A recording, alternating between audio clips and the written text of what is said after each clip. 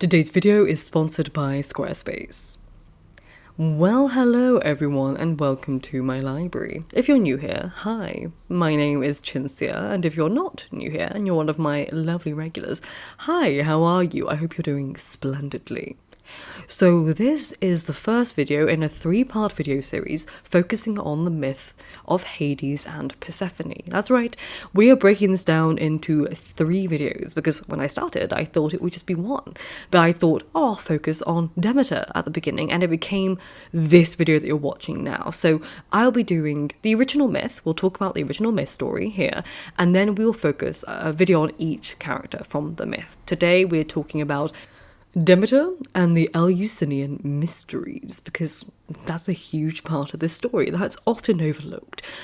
Because when we say the myth of Hades and Persephone, what we truly mean is the myth of Demeter and Persephone. You know, over the years, as the myth has become more culturally popular, handsome images of sexy Hades usurped the mother goddess, whose adventure the story is actually truly about.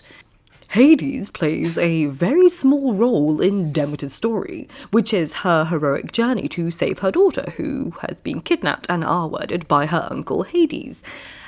But it would seem that people are, much less interested in the adventure of a heroic mother and far more invested in the sex dungeon of the underworld's kind of twist on the tail, because the latter is far more marketable, especially when it comes to romance writers. So I know what you're thinking. You're thinking, well, this is kind of a boring first video. I want to know more about Hades and Persephone.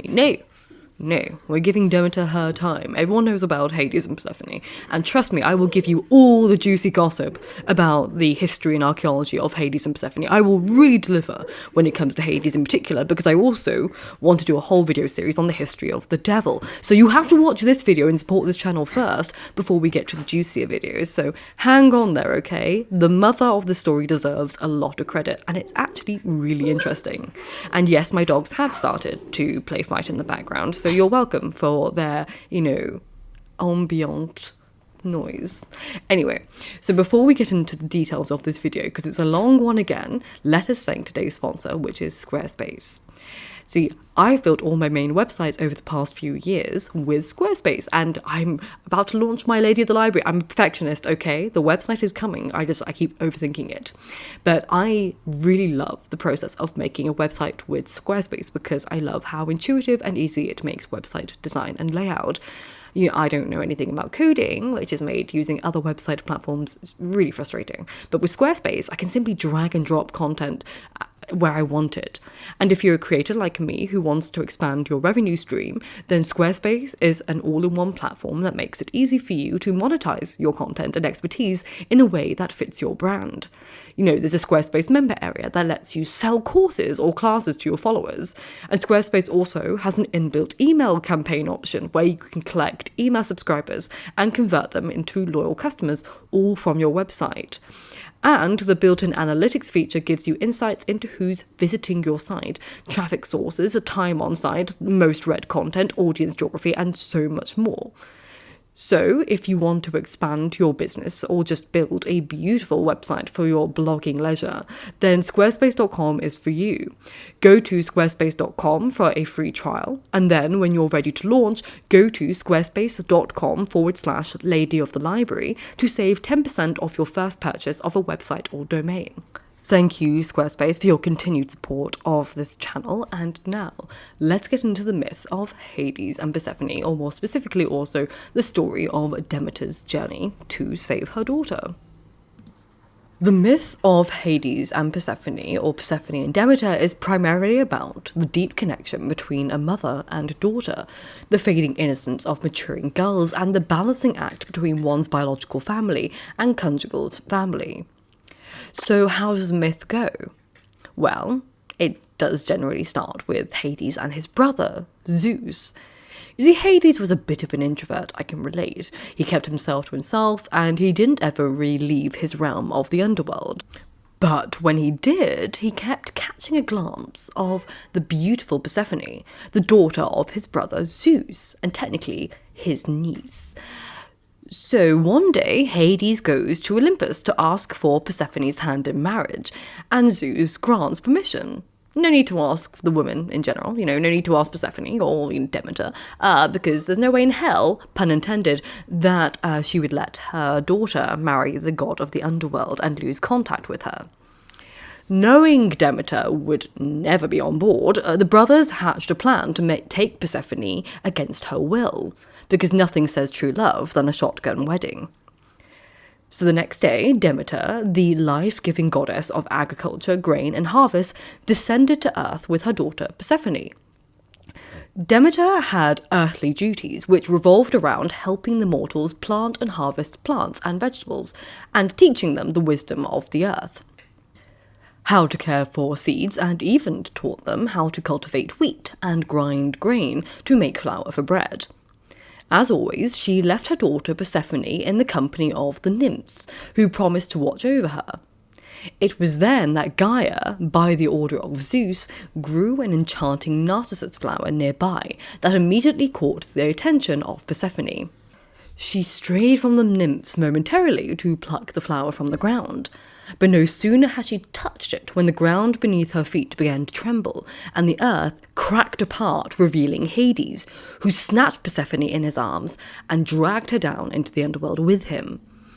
The only person who witnessed this, or rather nymph who witnessed the abduction, was the nymph Scion. But she couldn't actually intervene. After all, how could a nymph go against a god?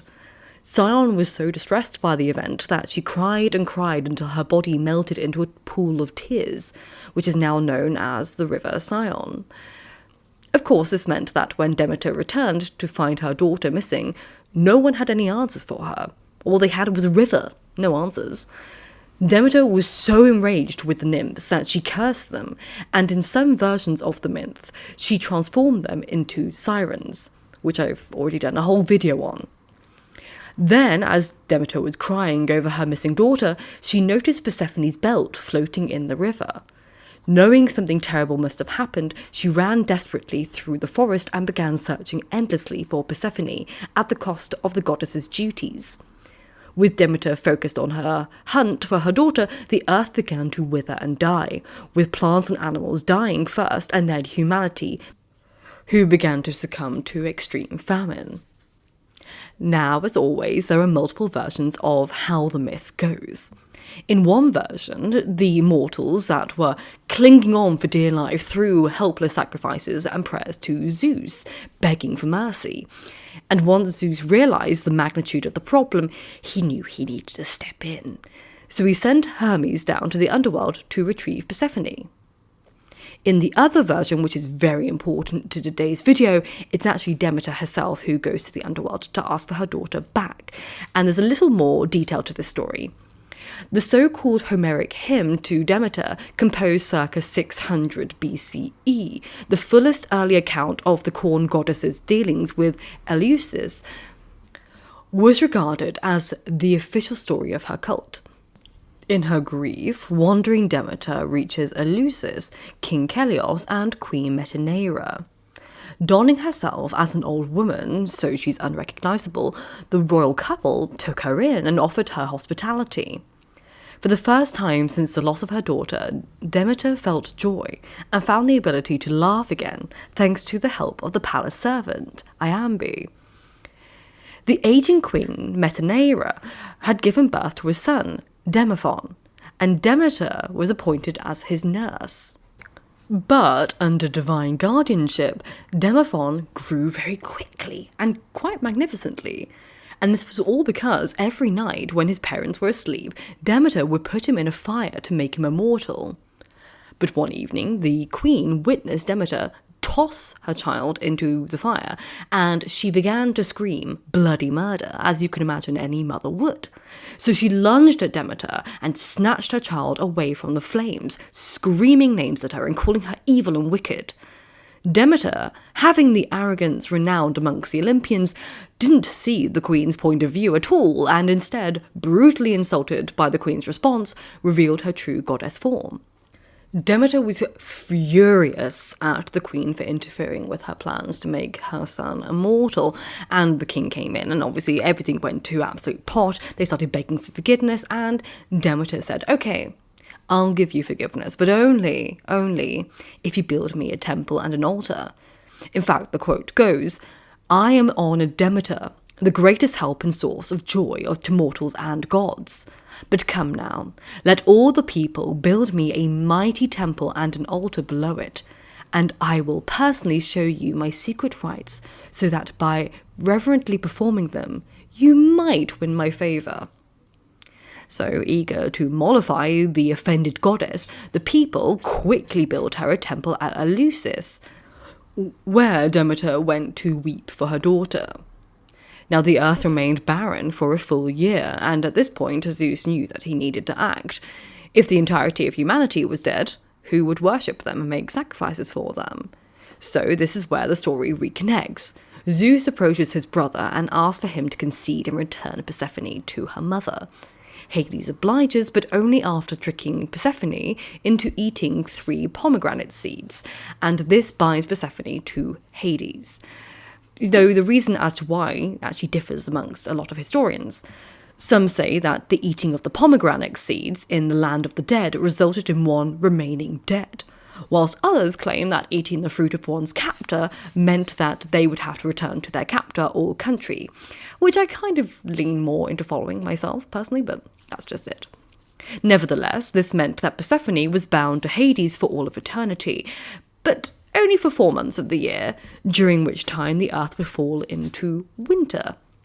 Obviously, the myth was created before anyone really understood the equator and the seasonal mirroring which takes place above and below it, which completely shatters the myth into 1,000 pieces, but it's a pretty metaphor nonetheless.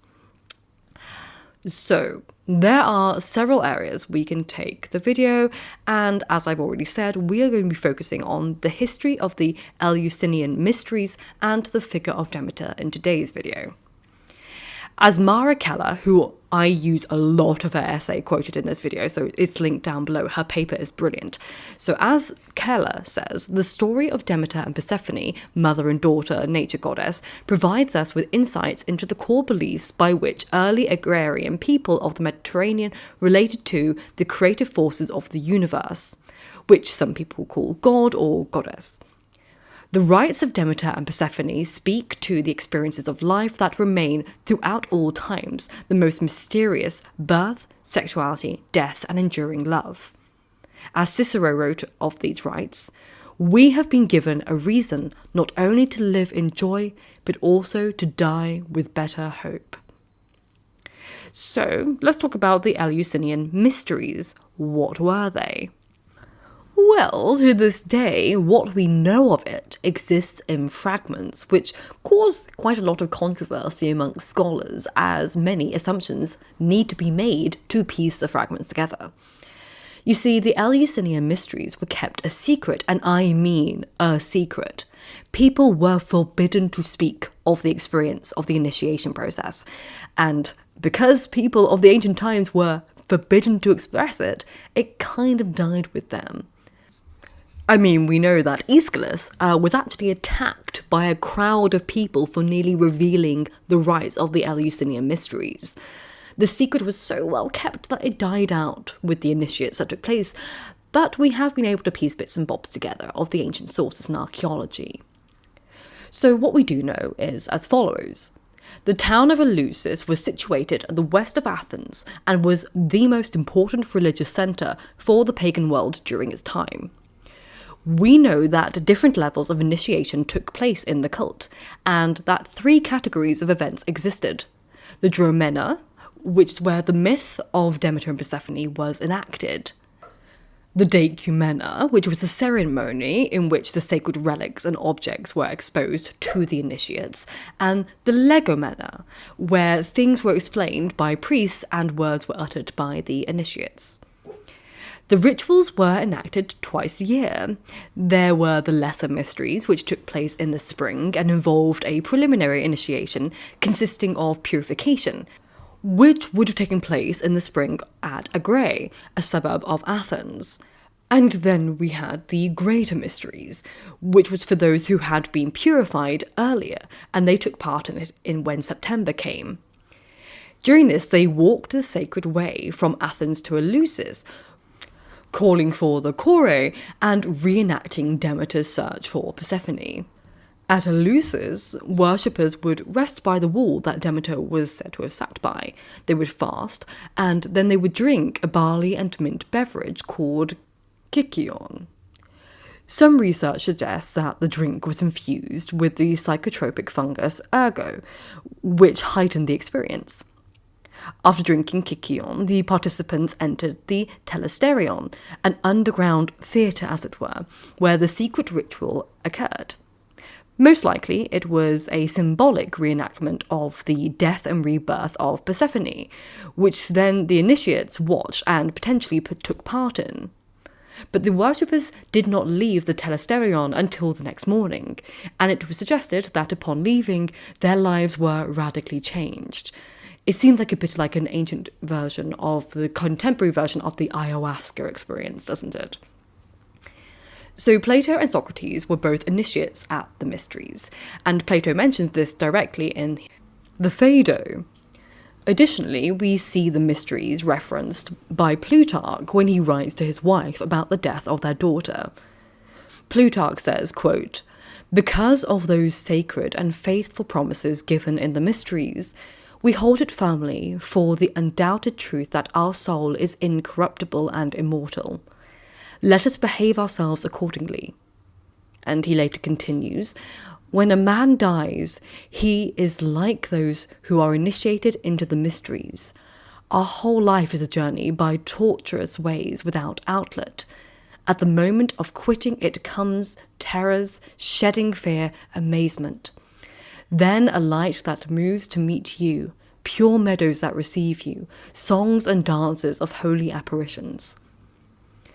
This account by Plutarch actually echoes the report given by in Plato's Republic.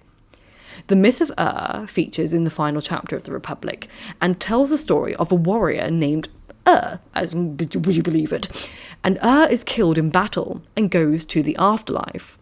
However, unlike the other people who are dead around him, who are also there in the underworld, does not drink the waters of the river Lethe, which would cause him to forget his life on Earth and move forward into the next life. Instead comes back to life on the battlefield, and he tells all his companions about what he saw in the next world and what death was like. He clarifies that death is actually not the end of one's life, but only the beginning of another part of the journey. Cicero also stated that, quote, "Nothing is higher than these mysteries. They have not only shown us how to live joyfully, but they have taught us how to die with a better hope." These accounts, along with others, seem to suggest that those who partook in the Eleusinian Mysteries learned how not to fear death, as the initiation gave them insight into a spiritual revelation that life and death were part of a cycle. The origin of the rituals honouring Demeter, the earth goddess and grain mother, can be traced back to the agricultural revolution in the 3rd millennium BCE, or even earlier in the Neolithic, with links to religious practices in Crete, Egypt, Anatolia and Mesopotamia. Where the Eleusinian rites come from is still debated among scholars. Some say that they came from Thrace or Crete, whilst others say Egypt, but it could have possibly come from all of these directions. From the daughters of Danaus from Egypt to the early Pelasgians, according to Herodotus, or from Crete with the interchange of culture between Crete and the Mycenaeans, which is described by Homer and Hesiod, particularly in the Homeric hymn of Demeter.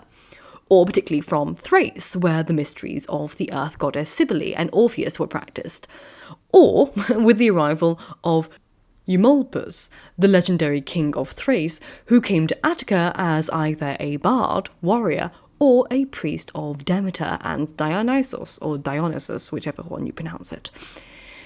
It's very possible that the mysteries were influenced by Egyptian religious beliefs about life and death. You see, the Egyptians had maintained the belief that one's death led to one's rebirth since at least the early dynastic period, circa 3150 to circa 2613 BCE. And through their trade and relations to the Greeks, and the Greeks' admiration of Egyptian culture, the Greeks probably adopted this enlightened view of death from the Egyptians. Although let's not forget that the ancient Egyptians emphasized an ideal afterlife in the field of reeds, a paradise which was a mirror image of one's life on Earth. But they also recognized the spiritual reality of reincarnation, which is possibly where the Greeks adopted the idea from, but as you can tell, there are multiple sources that could potentially have enlightened them with the mysteries. The fact that Demeter gets completely usurped in modern retellings of the, quote, Hades and Persephone myth is even more absurd when you know that Demeter's rites at Eleusis flourished for nearly 2,000 years and was the greatest of all ancient Greek religious festivals. The first shrine to her was built underground in a wee chamber circa 1450 BCE and was used for storing seeds, grain and harvest, and used for burials.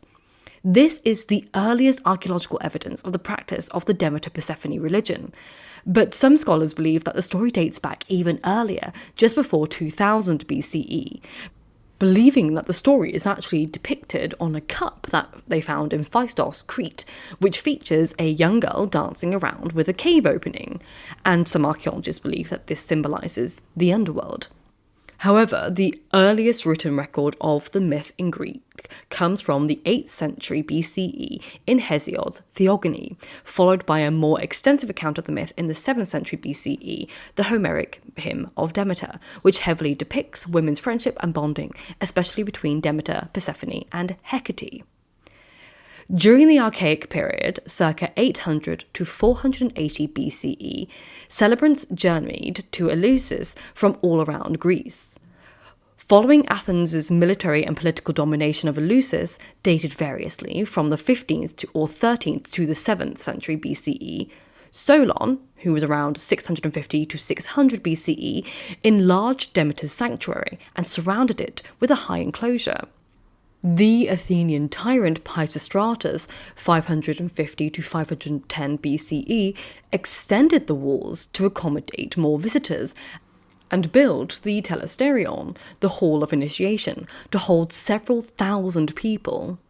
Then, after the destructive fires of what this little thing called the Persian War, and the return to peace in 445 BCE, Pericles himself directed the rebuilding of the sanctuary. During Hellenistic period, around 323 to 146 BCE, and the Roman times, 146 BCE to circa 400 CE, celebrants gathered from around the known world, and the Romans enlarged Demeter's temple again between 138 to 161 CE. You see, the rites of Demeter were open to all, women and men, young and old, enslaved and free men. There were only two requirements for participating. The first was that the initiates needed to be able to understand the Greek language used in the ceremonies, and the second was that they had to have no unatoned blood guilt on their hands. This is a small thing, hopefully most pass that quest. Mara Keller further highlights that this Mother Earth mystery rite stands in a very stark contrast to the male-centered mystery origins of Osiris, Dionysus, and Orpheus, or even the Hebrew and Christian stories of Isaac and Jesus, which involve ritual sacrifice, and Christian stories of Isaac and Jesus, all of which involve a ritual or agonizing death of a young male son or god.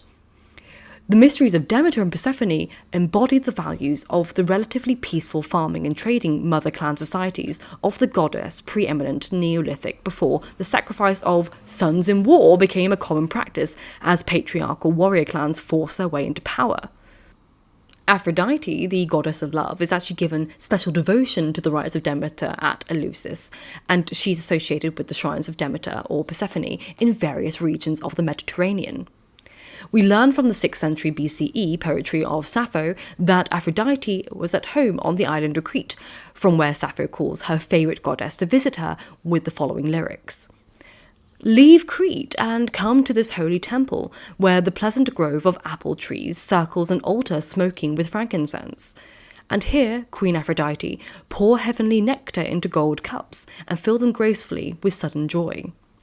By the 7th century BCE, when the Homeric hymn of Demeter was written, male dominance in social, political, and religious life was firmly established in Greece, and the rape and abduction of Persephone is emphasized, along with Zeus's permission of it for it to occur. This patriarchal version of the myth, Keller explains, can be interpreted as mirroring the transition from the mother-right clan cultures of the Neolithic Crete and Greece to the city-state societies of the Greek Bronze Age, based on military might and father-right, a process of domination enforced in sexual and marital as well as economic and martial practices. During the patriarchal epoch, the ritual practices and temple precincts, as well as the mythic story of the mother-daughter goddesses, were significantly altered. Demeter was no longer the goddess of divine sexuality and procreation as she was in Crete. Her dual role of lover and mother became dichotomized, and it was the abducted virgin daughter who became the focus of male sexual desire, which is how we also now see the story today. Still to this date, people focus on that part of it rather than the mother element.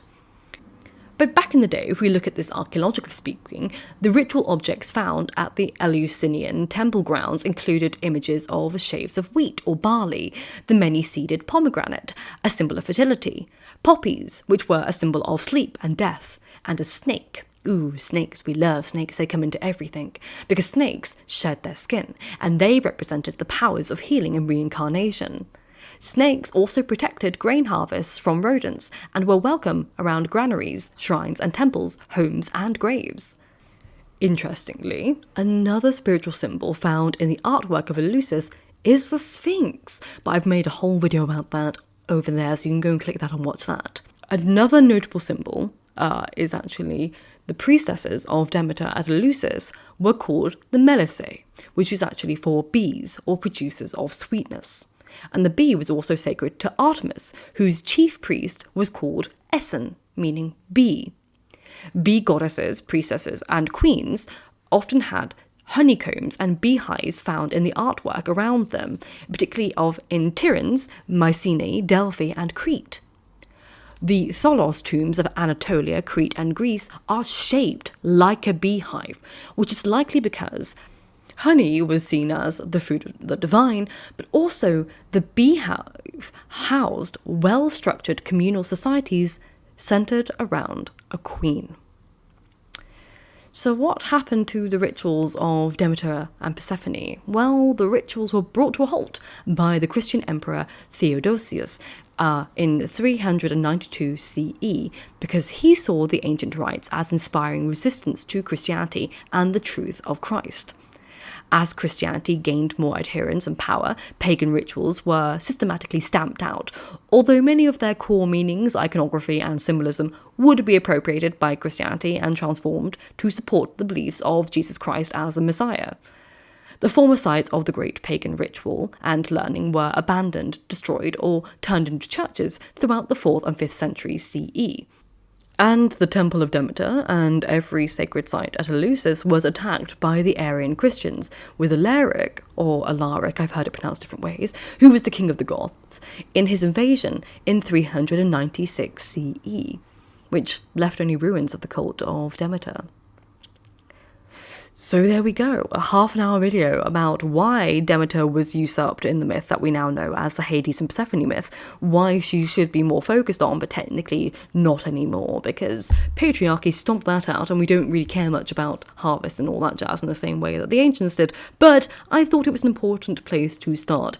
In the next video, we will do Persephone and talk all about Persephone's figure in archaeology and social norms in the ancient world, and then we will look at Hades, followed by a final video which won't be part of the series, but I think I like to do a video of the devil, so if you'd like that, please leave a cute devil emoji. I think that'd be quite cute, and also it would show me that you got to the end of the video, and it would look adorable, because who else puts a devil emoji in video YouTube comments? It just helped me know.